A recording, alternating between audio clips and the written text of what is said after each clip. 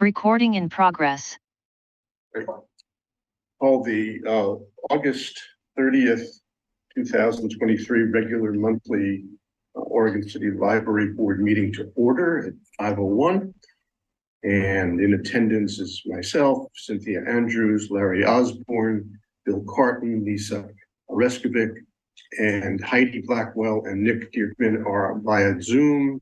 Greg Williams is here and Denise Butcher is staff, and three other staff people who, Greg, would you introduce, please? Well, I will let our staff introduce themselves. All right. Hi, I'm Aaron Amager, Technology Promotions Librarian here. Great. I'm Sabrina Tuesday, I'm the team librarian. And Barrett Miller, user Mrs. Librarian Children's. Great, thanks for attending. First order of business is the approval of the minutes of the July 26th meeting. Any comments or corrections? If not, I'll entertain a motion, please. Move to approve. Okay, second. All right, all in favor? Aye. Aye. Great. All right, are we going to do your report first, or do we? No, want to let's defer that if Okay, that's okay, good. so we can get, I want to be respectful of staff's time, so if we can start with the team advisory. Great, so the Teen Advisory Committee, there was a draft sent out as to sort of what its role could be, and I went through it. It seemed totally reasonable to me in terms of the terms and everything else. I want to make sure that it works for you guys who are going to manage it, and for Heidi, who is the board liaison to it. So tell us about it. Yep, I'll just turn it over to Sabrina and Heidi. If you've got anything you want to share or any questions? Well, I have the bylaws in front of me, but I'm comfortable with them because I drafted them. Thank you. Like Greg and I worked on them. I pulled some information from other advisory committee bylaws. So I didn't actually make up any of this on my own. I would not have been that dry. You did great. Yeah, so you know, we're striving for in the Teen Advisory Committee to have officers, which is something new this year, to kind of give people an opportunity to have some leadership opportunities. And I've set guidelines for that as far as grade levels for like the chair and the vice chair. But I mean, does anybody have any questions related to the bylaws? I don't know what else I need to explain, but I'm open for questions. But then we wanted to talk about Young Teen Advisory Committee, Yeah, how that is part of our group. That would be awesome. And before you go, Sabrina is too humble, so thank you, Sabrina, for all the work and putting this together. And I can assure everybody, Sabrina was very thoughtful in putting these together and trying to work out. There was Heidi, you have a question or a comment? Well, I did want to second also that the program went really well last year. Just providing a little structure, I think, will help it as it continues throughout the years. My only thing to maybe add was when it says the membership, it doesn't mention that there's a liaison and a staff member involved. And while that's not necessarily part of the committee, just to make sure that those kind of parts, non-voting members, would also be included. It's kind of the piece that I felt at some point should be added into the bylaws. Great idea. Okay. Bill? Yeah, I love the phrasing and everything was there. This is a crew that looks for Oxford commas and things like that. When we're proofreading, I only found two things. One was misspelled advisory in Appendix A. And the other recommendation, not a typo, was you say the scribe is responsible for taking meeting minutes. I would recommend you add and publishing, just to make sure it's not a black hole, taking and not disseminating them. They wouldn't necessarily be the ones who would be responsible for publishing them. That would be the responsibility that would fall onto me.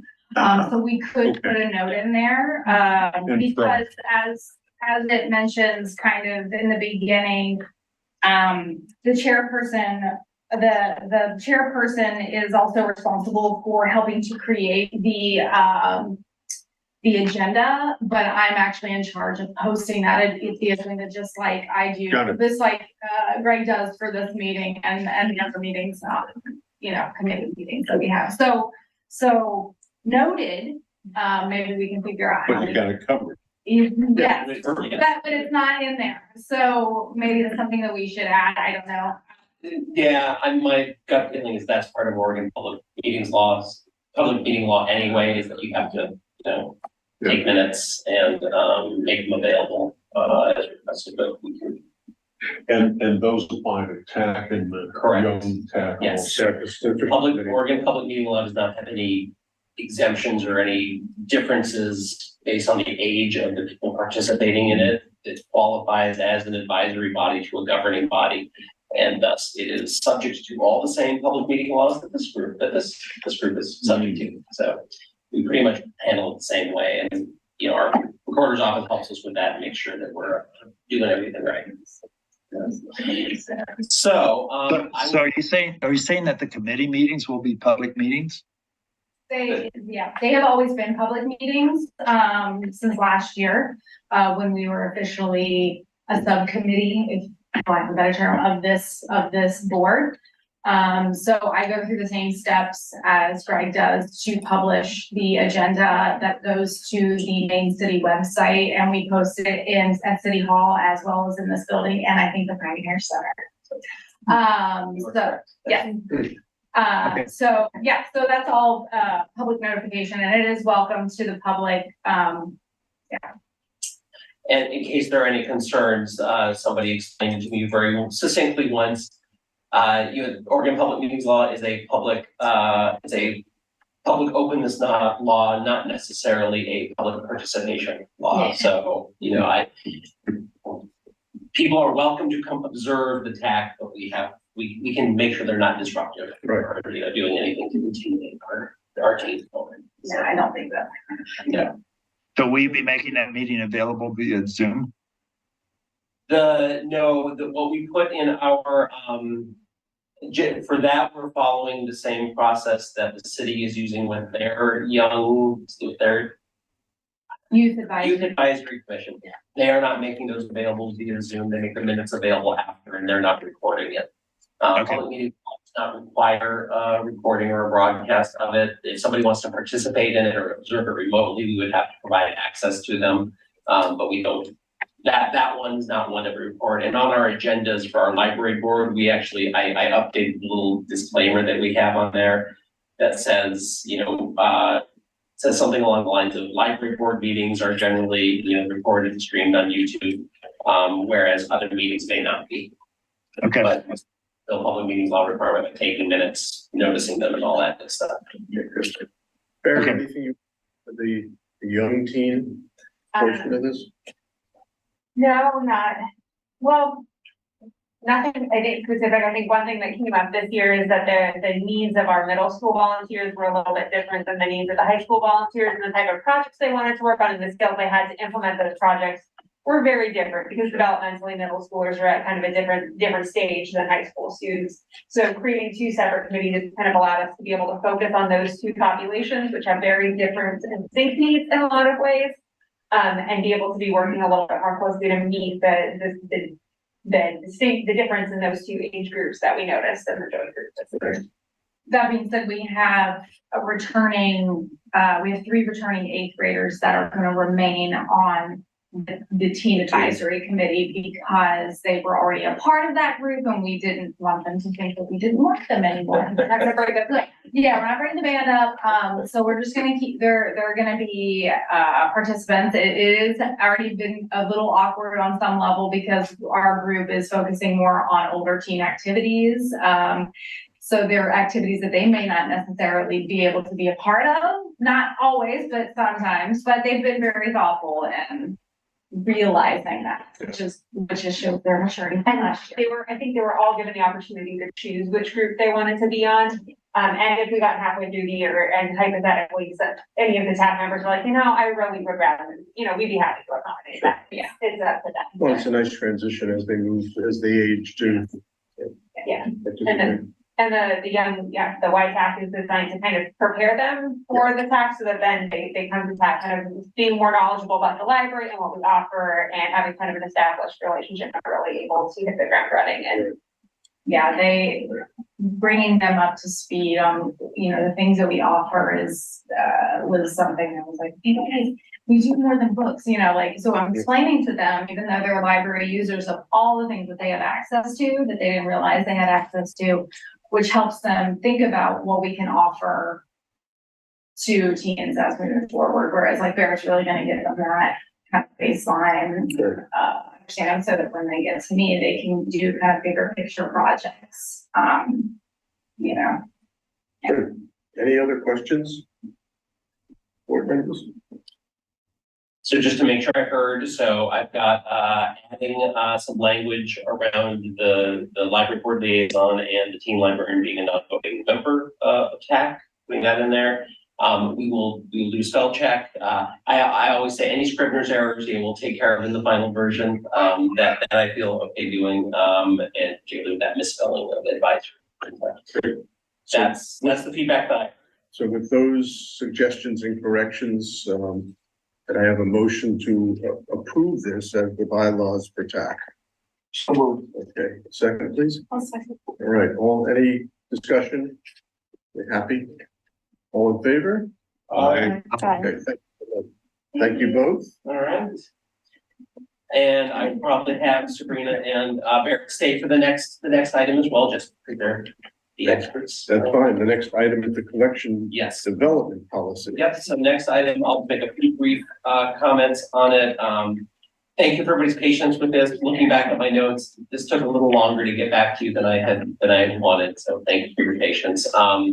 Last year, we took a look at this in a work session. I got some feedback, particularly around kind of clarifying the donation policy and how we accept gifts, and also adding kind of a glossary there to kind of explain some of these library-centric terms that we were using. I think I captured those changes from there. If I missed any, that's on me. I didn't get to put this in the staff report. I did run this by our city attorney, so he has reviewed it. He was very supportive of the approach that we've taken.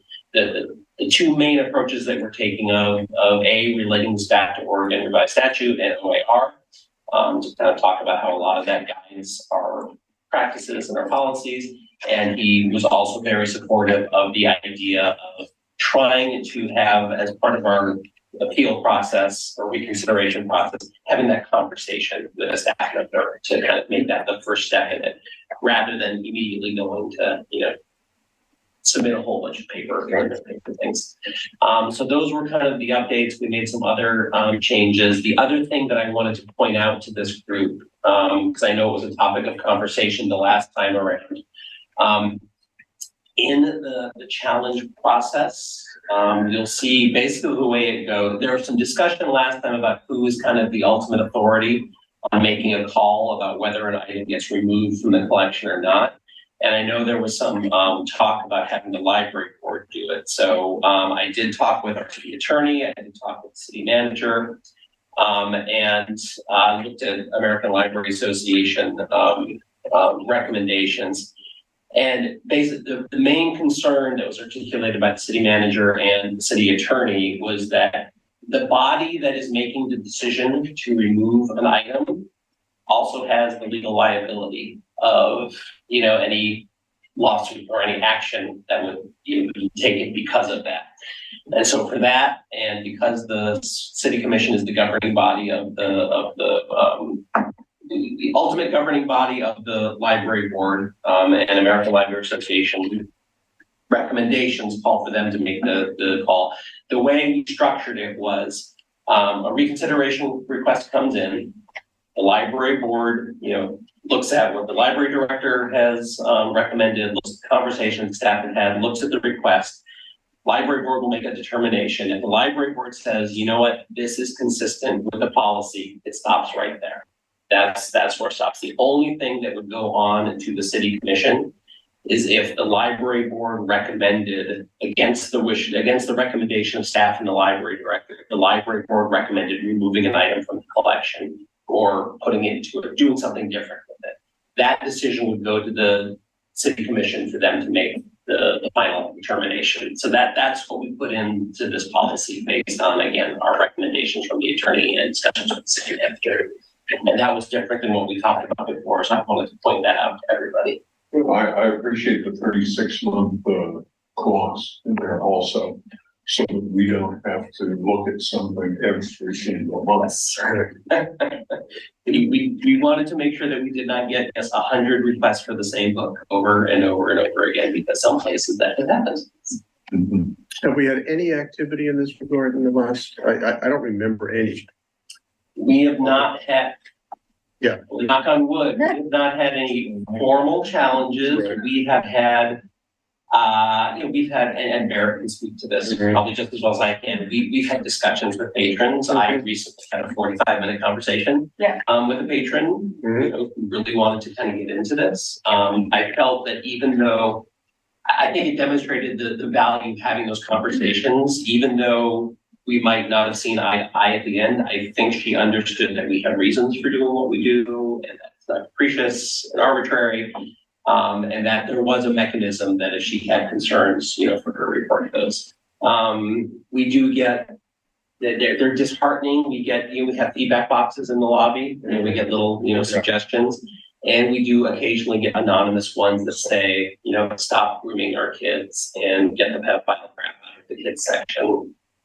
If any of those ever have a name or a number associated with them, Barrett will contact them and try to have a conversation with them, but frequently. I'm thinking that there's one of those specific notes that had something like that, and I did have contact information, and I reached out to the person and never heard back. Right, and we had that one person that attended the board Yes. meeting Yeah. and that never.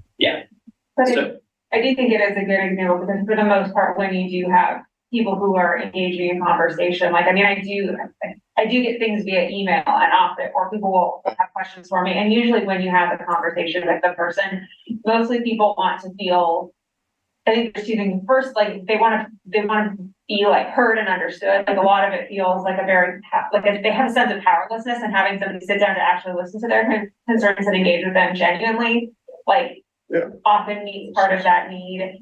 And then, the other great thing with the conversation is sometimes they have unmet needs or things that they don't know about. And it's a great way for us to figure out, not just like, okay, this is not meeting your needs, let's find out why this is not working for you. What else do we have? What can we point you towards? And often we have resources that they weren't aware of at all. Or they'll be in a situation like I got a request from somebody who was upset because some authors write for different age groups, and they found an author for kids that they loved, and so went and then reserved a book for adults that author had read and hadn't checked the location on it, and were just super upset, and they wanted us to get it out of our kids section, get it out of our library. We didn't even own a copy. It was from another library shelf in their adult section. They just said an online hold. And so part of that was education, like, yeah, it can be really confusing sometimes to tell what ages are when authors write different style, especially with graphic novels, they have a cartoony style. So being able to be like, here's how you tell what the age of something is, and they have giving them the tools they need. Like, that's the other big benefit of the conversation, is often people are feeling like they have an unmet need of some sort. And that gives us an opportunity to get feedback from them about what is, and if maybe there is a gap in our collections or something where they're trying to look for something and all that they can find is stuff that's not meeting their needs. That gives us an opportunity to get more information and help meet those needs as well. Any questions, concerns? On page 31, talking about Vicky Thomas. Okay, down at the bottom, under gifts and donations, the first bullet point, the last three words, adults, teens, children's. Either you need a apostrophe there or no S. all right. Okay, children's, and apostrophe S would probably be what you were after. But you could just leave the S off, adults, teens, children. So however. With the gifts and donations, First bullet point, first bullet point. last three words. Sorry. Okay.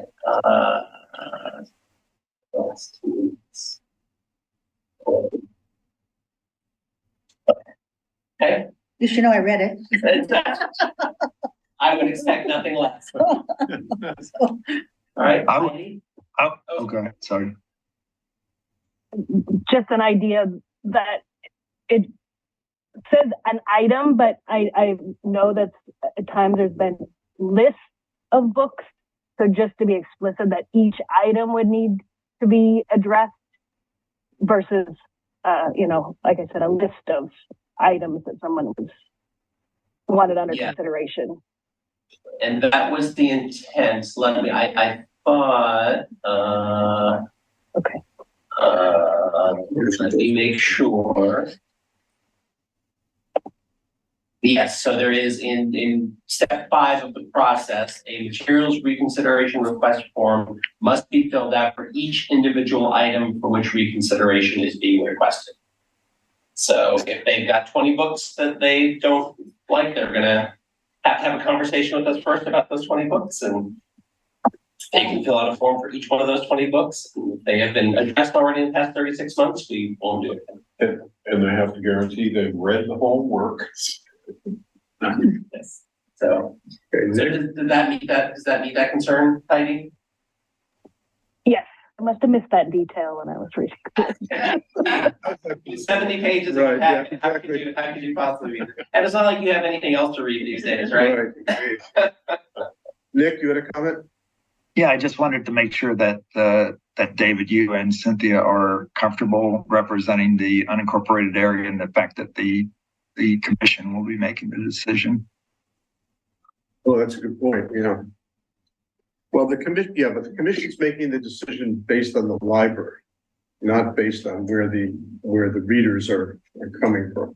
Yeah, and again, the only decision that we've deferred to the commission is if we disagree. Yes, Yeah. is So yes, I am in that case. yeah. So if the library board says, Hard to imagine. yes, if the library board says remove this item, or we are going to recommend against the advice of professional staff that you put this in a different area or somehow mark it differently, that's. The only thing I can imagine is like the autobiography of Greg Williams, you know. I'm just sensitive to the unincorporated areas. That's why I was asking the question. No, it's a good point, but okay. Anything else? I don't think our soccer should buy the autobiography of Greg Williams. Yeah, there would be enough. So I think we can, we've had a work session on this. We've had a lot of work on it. We've had some wordsmithing now. I think we're done for the moment. So I would recommend that we approve the updated collection development policy as submitted and with the corrections. Yes. The few corrections. And I entertain a motion, please. So moved. Yeah, second. Okay, all in favor? Aye. Okay, thank you, everybody. This was a. And it's really important work. I know you know that, but know that we know that it's important work in the environment in which we're living. And I'm really happy to see a document that better protects the library and staff and the reading public's rights. Yep. So thank you for your work. I know it's tedious and uncomfortable, but we really appreciate it. Thank you. It was one of the motivations that got me to apply to an open slot here. Yeah. Well, not that far away, we've had some issues. Yes. So, it hasn't yet reared its ugly head here in any big way, but it could. It will. I mean, I think we need to Probably be it will. prepared for it to happen. Yes, so I think we're better prepared now. I'd just like to thank the board for approving this policy. It's been a little bit, especially with kind of the way that this has kind of been like a cultural flashpoint. It has been a little unsettling to have a policy that's been sort of in transition. So it's very nice Right. to have that approved policy so that to know as a staff member what the policy is and what I have to work with if something does. We got your back. And thank you very much. I said it before, I'm so grateful to have this board who understands, what we do, why we do it, how we do it, and it's important about that. So I can't tell you how much we appreciate your support. That makes a huge difference. Great, you're welcome. Okay. All right, thank you. So the new, before we dismiss the staff, the new library website. Yes, actually, so Barrett Spring, you're of course welcome to stay. But the next two are. I'm gonna stay for support. Now I have to put the new CD policy. Yeah. Well, I gotta get Tony to sign it. That's the final. Oh, I suppose I should have said that for the record. So the next step is now that you have approved, I take this to Tony for his final signature, which I have reviewed this with him already, so I do not anticipate that he would not sign it. That's the way policies work in the city of Oregon City. Is the city manager has the bill. Well, then yes, we will post it. All right. So yes, new library website. So I didn't want to I want to be respectful of time, especially Heidi's time. So in my email to the library board, I sent you all a link to the in progress new website. I will pull it up. Just give me a moment. I'm going to share my screen and pull it up. So my intent is not to take everybody on a tour of the website. We've got Aaron here, Aaron and another staff member in his department, Adam, have been working really hard on figuring out what we want the new website to be and getting lots of feedback to the vendor that's helping us with this and working with our other staff, other departments to kind of organize content.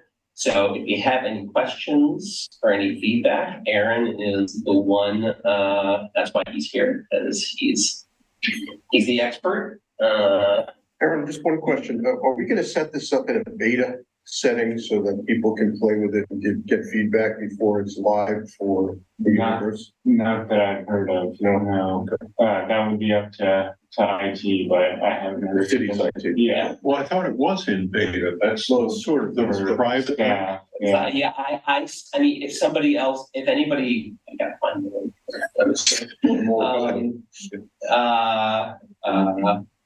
If anybody happened to cross that link, they would be able to see the website. But we have not publicized it yet. And yes, I don't think that they're going to do a public beta show of it. Yeah, they're just gonna show it. My understanding is that Tony has taken a look at this recently. I believe they're going to take it to a city commission meeting to kind of let the city commission know that it's going on. This was one of the commission's goals from last year, I think. So part of why we did this. But no, there will be no, as far as I know, yes, no kind of beta test period. And so with all of these things, we know we are going to get feedback. And there will be people who can't find things, and they will give us some great suggestions, which we will try to incorporate. Yeah, I poked at it for a little bit. I found like 4 pages with issues, minor or broken link issues. I loved poking virtual assistants, so I did that for a while and tested it with questions. Like, what are the hours on Sunday? It had a misleading answer for that. I love the one when I asked it, who is the director? It came back, who is my water provider, drinking water advice? Then I said, who is the library's director? And it said, request for reconsideration of library material. And then I said, when asked, who is Greg Williams? It responded, parking study in 2021, parking inventory study was done by Rick Williams. And that was on this screen. Yeah. Well, the chatbot is not trained yet. Yeah, I figured. Yeah. So, could you just pass we've that had down? one training on it, and we just got access last week to it. Now, is that a city chatbot or library specific? It's a city resource. We just played a little customization with the intro there where it says, this is your library assistant chatbot. So we can customize that. And really there is some AI built into it, but we train it as people ask. I don't know if I can get in there on my login. I don't know if I have access. It's a separate vendor. Okay. It's a third party. So you can get back in there. We do get a list of, so all those questions that you asked, we can get to a list that shows here was the question that was asked and here was the page that was returned or the information. And then we go in there and we say, hey, you did a good job, or no, you didn't do a good job. So in theory, as we go along, it's supposed to get smarter. I think the ultimate problem with this is that there's no indication that this screen particularly is searching the entire city. And I went in there and searched for Mothman prophecies, and I found some amazing things.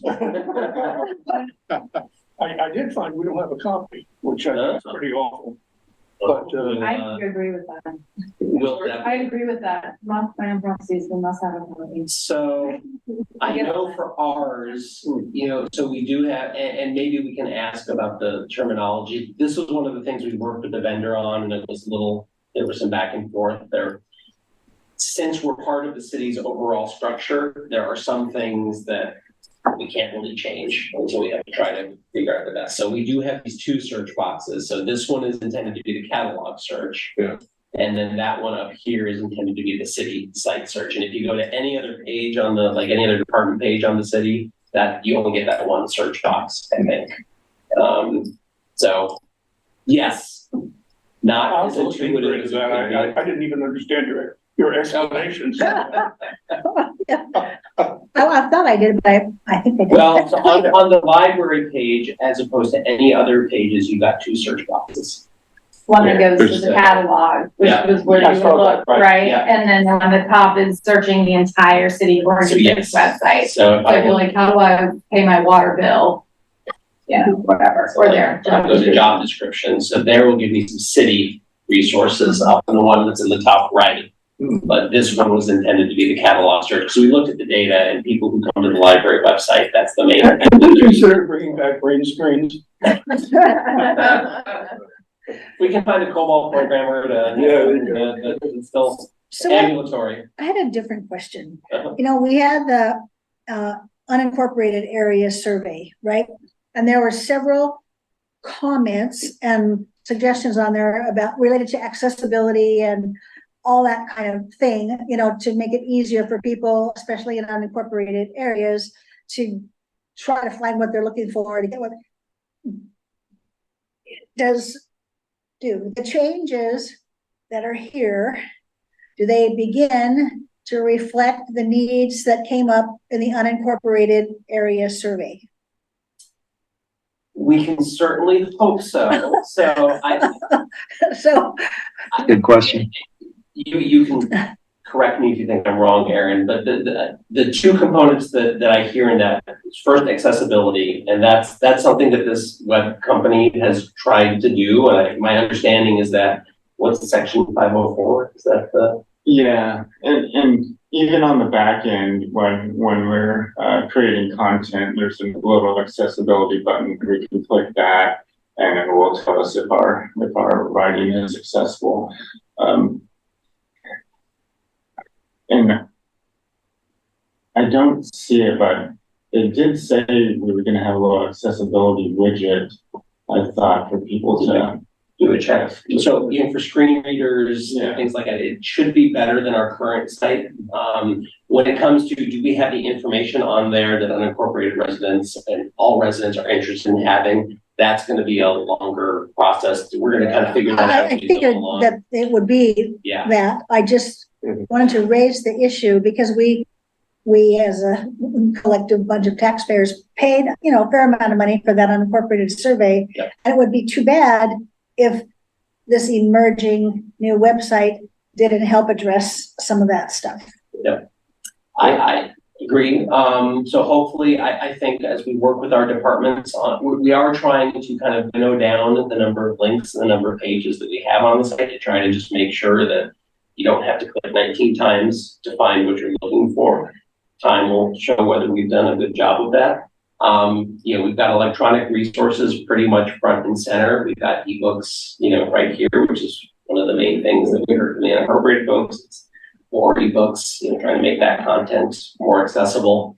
So I think we're trying to do. I hope so. And that is a great lens to continually look at this through. Also a good introduction to the next agenda item.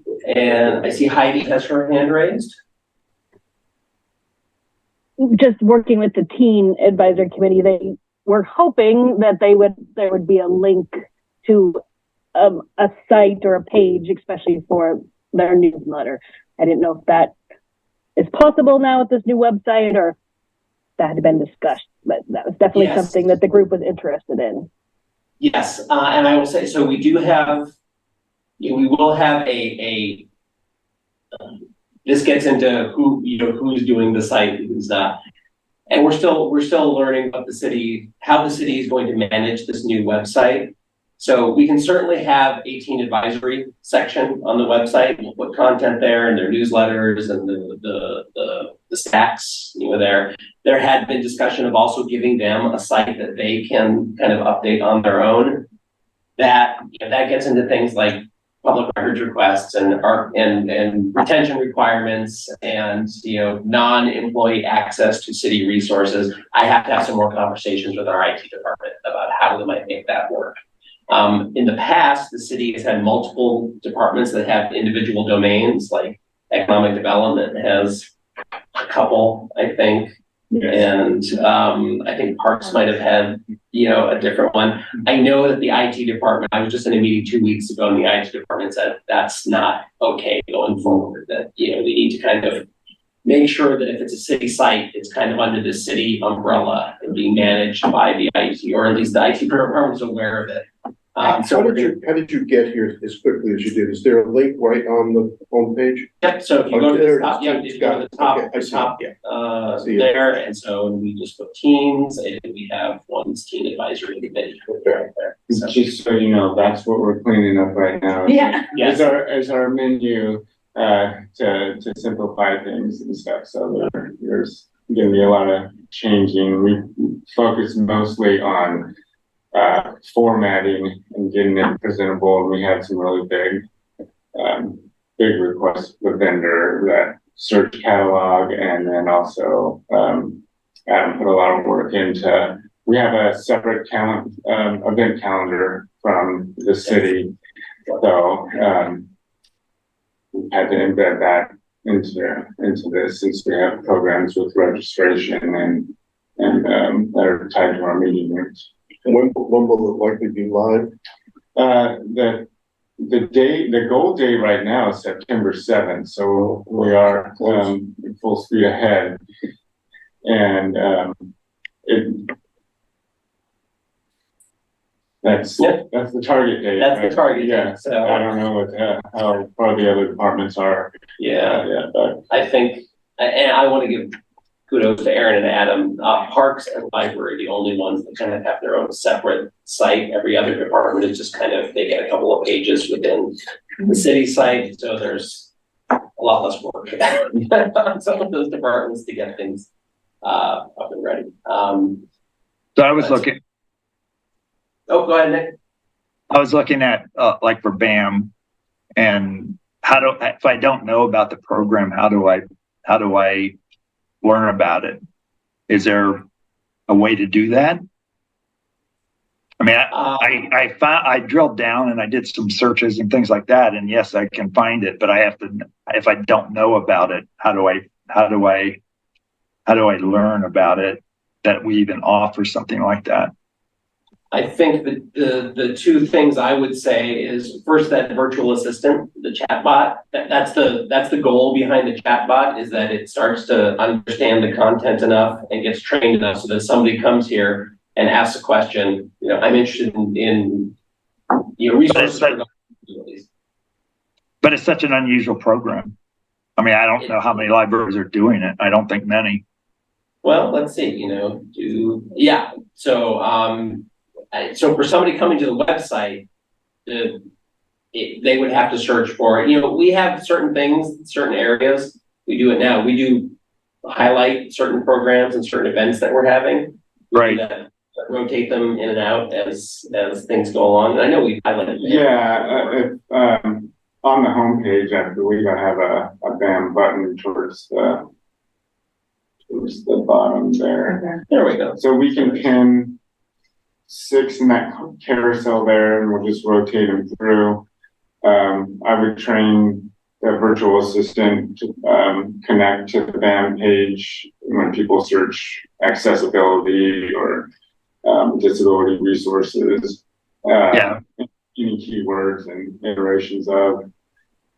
And that 1,000 books before kindergarten, we can highlight, rotate certain things in there, like, and Yeah, I mean, I think that would help, but I'm also, like I said, I know if I go to accessibility, then it talks about specific things like service animals and things like that. But if I don't know about the fact that we have BAM, I don't know how that awareness occurs. And we can talk about it offline. I mean, I know we're spending a lot of time. I'm already spending a lot of time on it, but No, I think the answer is for anything that we do, like, again, training that chatbot, I think is gonna be handy. If it works as we hope it's going to work, you know, we would be able to train it so that even somebody who didn't know that we called it BAM, or, you know, didn't quite know it, if they asked a question along, you know, if they asked, you know, do you have programs for adults with disabilities? You know, the first result they would get would be, oh, here's our BAM page. That's gonna take some work for us to train the system, and you know, we've all seen. It's just so unusual. Yeah. That's what I'm driving at. But like I said, we can talk about it offline. And it also gets into our next topic of getting information out to our entire service area. So that's another opportunity for us to get information out. Yeah. Okay, thank you. Good update. Thank you. All right. Should we do the library director's report now? Let's do the trail news if we can. So great. If he wants to. So this was, the trail news issue was interesting because we got feedback from the survey that said that people were getting information from trail news, and I live in the county and in the unincorporated area, and I get the trail news. And so I came back because Greg had said the trail news only goes to this city residents. And I said that for some reason I'm getting it. And so Greg has done a fair amount of research on this, and we've discovered some interesting things. Because I don't get it. Yeah, Yes. well, And we both in unincorporated exactly. areas. And that's Well, okay. we've discovered Okay. how and why. I have many answers. Right. There will be some questions that go along with those answers. Right. But it was a very fruitful and enlightening process. So let me get there. Okay.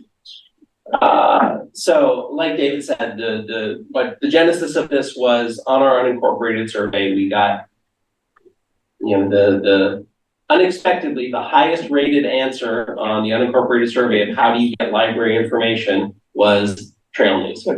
Yeah. And we had always understood in the city, I had understood, that trail news only got distributed to city residents. And so our first question was, okay, what's going on here? So I reached out to our communications department, our new communications person, and asked, hey, you know, well, actually, first I reached out to GIS. So I reached out to our GIS and I asked, can you tell us what zip codes are within our service area? So take our library service area, and we know that we've got a whole bunch of 97045.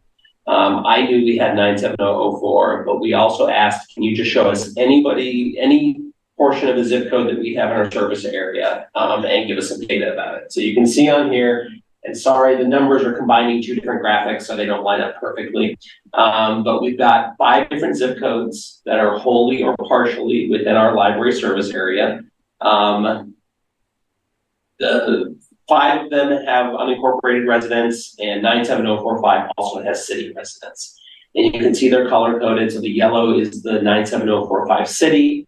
This kind of pink salmon is 97045 unincorporated.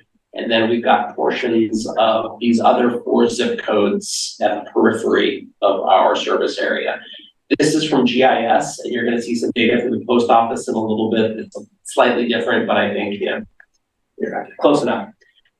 So GIS also ran, you know, what the square mileage or the mileage of the service areas were, how many households we thought were in these portions of the zip codes, and then an estimate of what the population of those, you know, zip codes were. And the total comes out very close to what our population estimate is. So I'm sure that these are close enough for, I hate the term close enough for government work, but they're close enough for government work. And I do want to thank GIS for running this for us. Yeah, this is really handy to have. So then we said, okay, now we know who we're talking about. And then the question was, okay, of these people in our service area, who actually gets trail news? And that was the research part that was really interesting. So we started with 97045, and we reached out to the vendor and we asked, okay, who within the zip code 97045 gets trail news? And the answer was, so the way the post office does this is, it's not individually addressed mail, it's bulk rate, and they just give it to the carriers that goes out on their routes. And so they divide each zip code up into city routes and rural routes. And so the trail news currently goes to all city postal routes in the 97045 zip code. It goes to all PO boxes in 97045, which I believe is just the Oregon City Post Office. And then there are 21 rural routes within 97045, and trail news goes to 17 of them. So that first answers the question, how are people who live in 97045 or who live outside of city limits getting copies of the trail news? That's why. It's because there are some of those rural routes that are included. And now the inevitable follow-up question is, the question, yeah. yes, so Who this pays is- those for? this is a different map. So this map, the pink are Yeah. who gets it, Yes. and the blue are the 4 rural routes that are currently excluded from trail news distribution. Oh, I'm in one of those rural routes and I get it. Well, this is the best information. Right? So, I can say this is what the city pays the vendor to distribute to these routes. Maybe some leak into other routes. Oh my goodness. And we can look at your address and see which route it gets. So I did ask the question, okay, why not these 4? Why not these 4 routes? And we don't have a great historical, I don't know, maybe Lisa, the best we could come up with was we thought it might be related to the urban growth boundary. Is that over time, the urban growth boundary has changed and expanded. And the theory is that at some point, these routes were not within the urban growth boundary. And so it was thought not to send them. And then as the urban growth boundary expanded, they elected to add these routes to the distribution. That's the best that we could come up with. So I don't have a great answer for that. But within those routes, it's an estimated 3,100 households, estimating about 8,500 people. That's from post office data. So those people don't get trail news. Okay, we looked at distribution for the other 4 zip codes. Nobody in those zip codes gets trail news. That explains why, because you're 97004, right? So it's nothing personal. Nothing personal. So trail news is not distributed to any other zip code. And in total, that's about 1,650 households and around 4,600 people within those 4 other zip codes that are in our service area. So then I tried to dive in, and this is where we're comparing GIS data with Postal Service data, and it's not perfect. And GIS they can't get that data easily. There's not a layer that they could get that have it. How did you get that data out of the post office? They have a website. I can show it to you. It's if you want to send direct mail, there's a site you can go to. It says enter your zip code, and it'll show you all the routes, and it will show you their estimates of the counts of households and population and how much it's Well, how did you get the rural routes that weren't being delivered this time? We asked the vendor. The vendor came back and they looked at the vendor who distributes trail news. They went and looked back and said, your order is all city routes, rural routes 001 through 0021, and which didn't include those last 4. And they said, you can change it if you want, but we'll get to the cost impact later. So for 97004, I tried to go on the left. You see the GIS map of kind of what portion of the zip code is in our service area.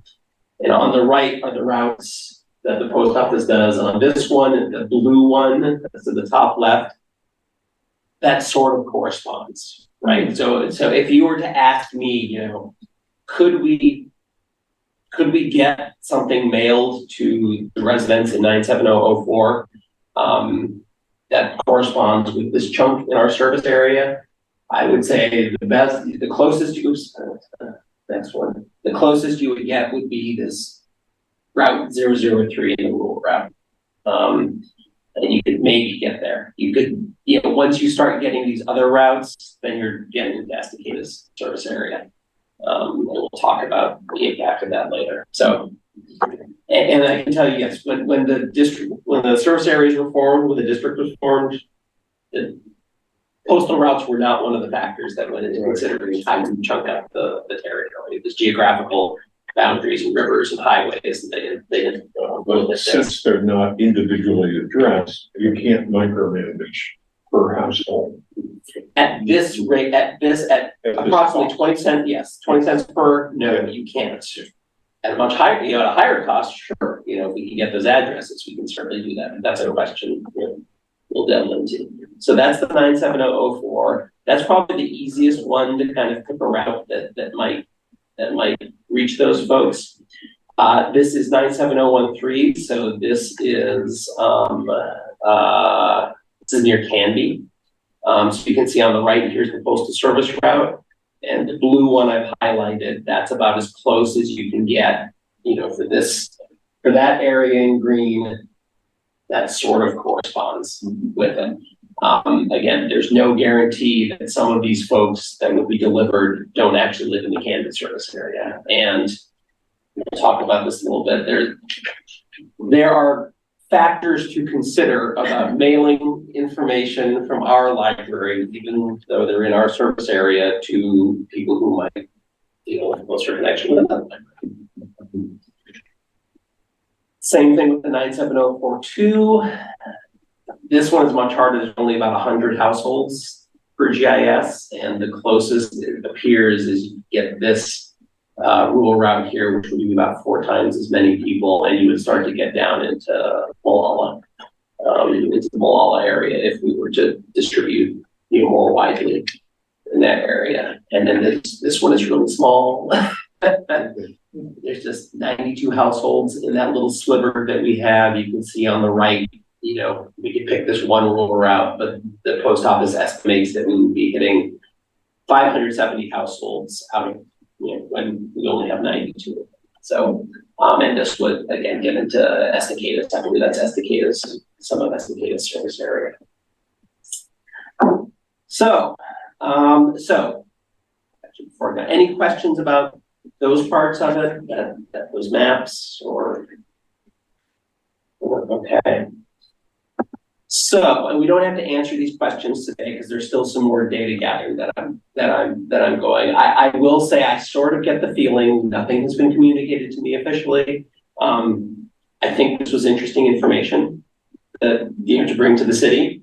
It would not surprise me if the city uses this information and thinks about, well, we're spending a lot of money to send a city publication out to 97045.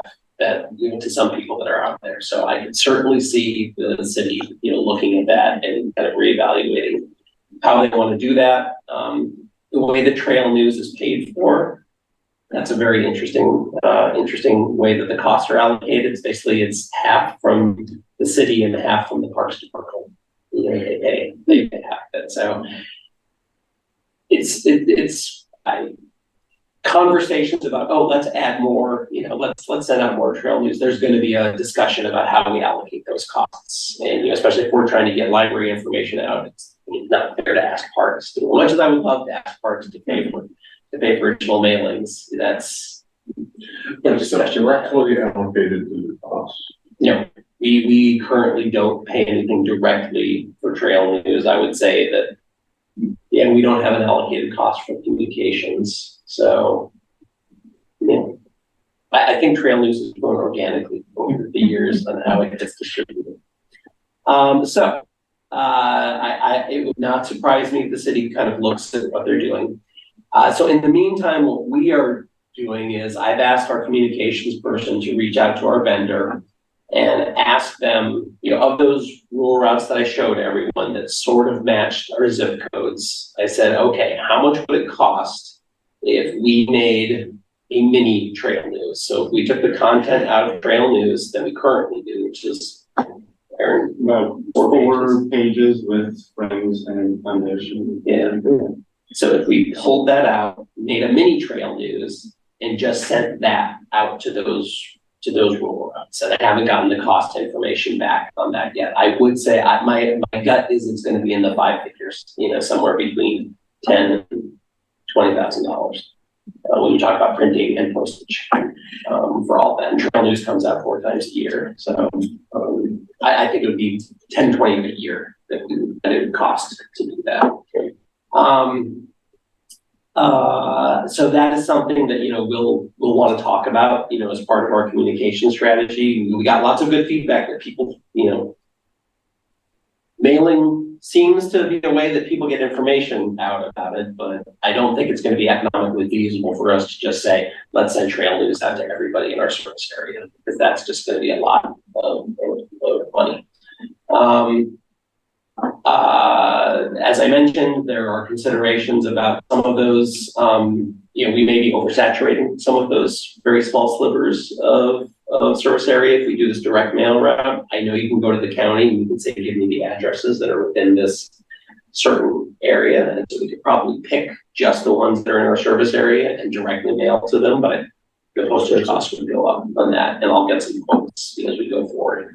And then, as I mentioned, on any of these, if we started mailing out to some of these places that are largely within another library service area, I would want and need to have a conversation with the directors of those libraries to let them know, what we're doing, and there's going to be some confusion, and I'll just,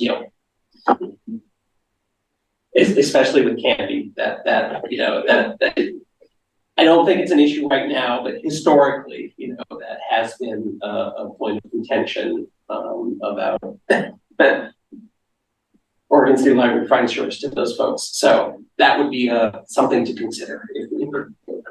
So that's the information I collected, and I'm sharing with y'all.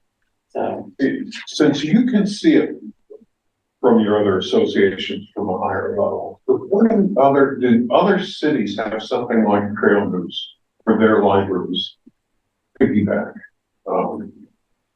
to increase their awareness? Yeah, I know, Aaron, do you know off the top of your head? Didn't West Lynn have something? West Lynn has I want to say it's more the Parks and Rec catalog. They send something out every quarter that says all the classes. Yeah, all the classes that they have. I know the county sends out Plat Code quarterly. Yeah.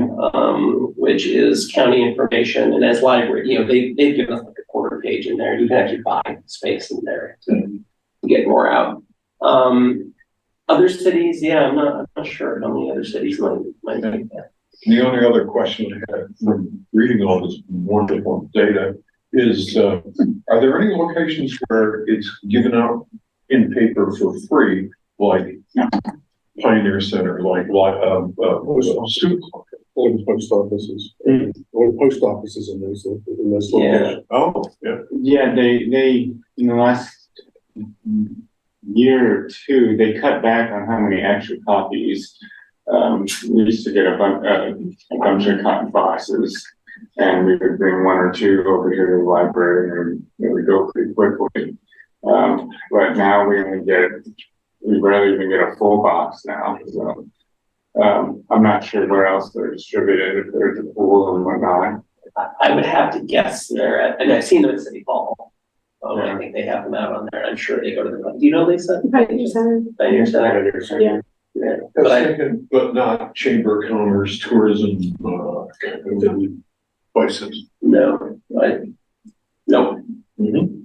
And that's certainly something that they could look at. They probably want to weigh the cost. Okay, well, this was for information, this curiosity that this is where people were getting their information, and we couldn't figure out why they were getting it this way. So, Right. and now we know. And I think we can do something here. So we're getting the numbers, and we'll come back to the board with. They could get it online also. Is it? Trail News Yes, is available. Trail News, yeah. Okay. Yes, it is. And actually they do it monthly. There's a monthly Trail News update that is done by email. So there's, I thought originally that's where it was coming from, was the online version of it. Yeah. But the actual trail news is actually on the website, and if you're, you can sign up for it and get it on a monthly basis. Uh-huh. Yeah. Yeah, you can opt in to get it. All right. I want to be aware of time. It's now 6 o'clock. We've got a couple of other issues. What is the pleasure of the board?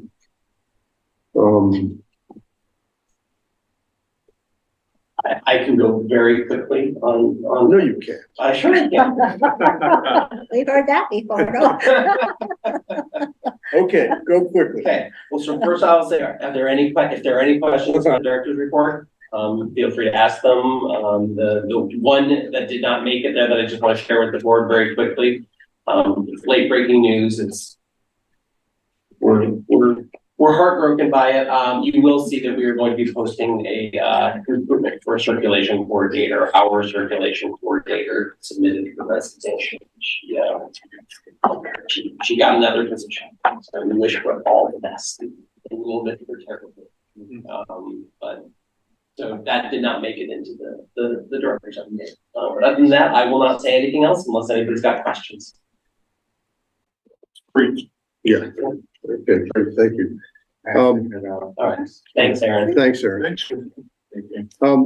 So I guess at my discretion, I'd like to form a data subcommittee. I mean, this is something that people have been sort of kicking around for a while in terms of what do you want to see on a monthly basis, and is there a better way to present things? And so I'd like to ask for a couple of board volunteers to serve on that committee.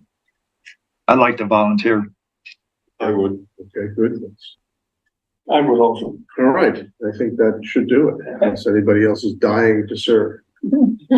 Great. Okay, so we've got that. All right, I'll reach out to everybody and we'll, in the past, Fridays seem to work pretty well for those committee meetings, but I'll ask folks what their availability is. And we'll go from there. Okay, any public comments? I didn't raise that. Okay, no. Communications, anything from LDAC?